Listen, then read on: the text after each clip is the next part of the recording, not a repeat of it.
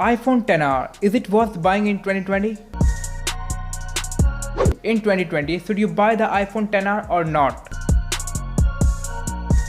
As you may probably already know, in September 2018, Apple got on the stage and they introduced their iPhone XR. This is 2 years old flagship. Many of you guys might have a plenty of confusion, like the XR is 2 years old, shall I go for? Should I buy the XR in 2020? I wanna buy my first iPhone in 2020. Would it be a great idea to buy the XR? Well, your mind might be full of the confusion. Don't get confused, I will clear all of your confusion. By the way, if you love the universe of tech, you should consider subscribing to Raul Gion, it would be lofty to me. Starting with the build quality, the XR is a good hand-feel device. It is made of glass, which will make you feel more premium when you hold it. It is not a much bigger and heavier phone like others by any mean. Design-wise, it's not way better but quite good. With a LED flash, single camera on the back and a massive iPhone notch on the front, which you all are familiar with. No suspect, you're gonna get more color options like product red, black, blue, coral, white and yellow. You can choose the one whatever is your favorite.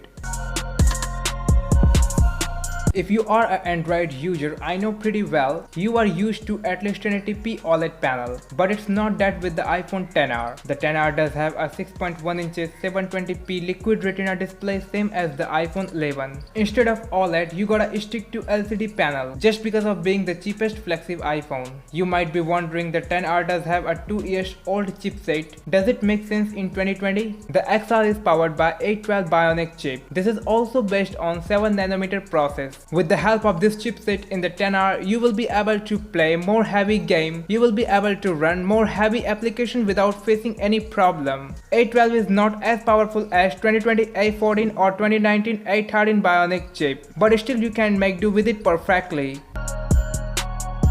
Finally, move to the camera. It does have a 12 megapixel single camera with f1.8 aperture on the back and a 7 megapixel camera with f2.2 aperture on the front. You can click relevant images with front and back both cameras. Speaking of video recording, it is able to capture 4K up to 60 fps, 1080p up to 240 fps and 720p up to 480 fps, which is pretty excellent thing. The XR does have 2942 mAh battery. It is not the best iPhone but quite good according to the year 2020.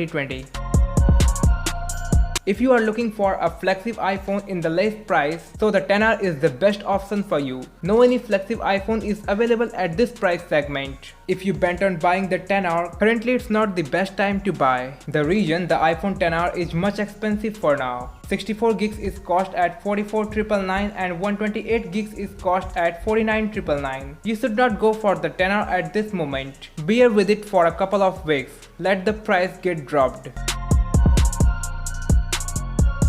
You may probably aware of that the iPhone 12 lineup is coming in a month. In times to come, there will be a lot of iPhones. The upcoming newer iPhones will be at the new price. It is scheduled that the older iPhones will be much cheaper. If I had to make an estimation, I would say 64 gigs iPhone XR will be cost at around 34,999 to 39,999. 128 gigs will be cost at around 39,999 to 44,999. It might get even much cheaper than this price, depending on the whole situation.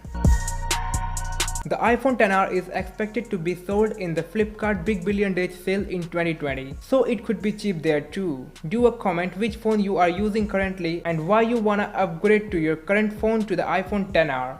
By the way, a great thank you for watching the video. I will see you in the next one, and now I wanna wind up the video.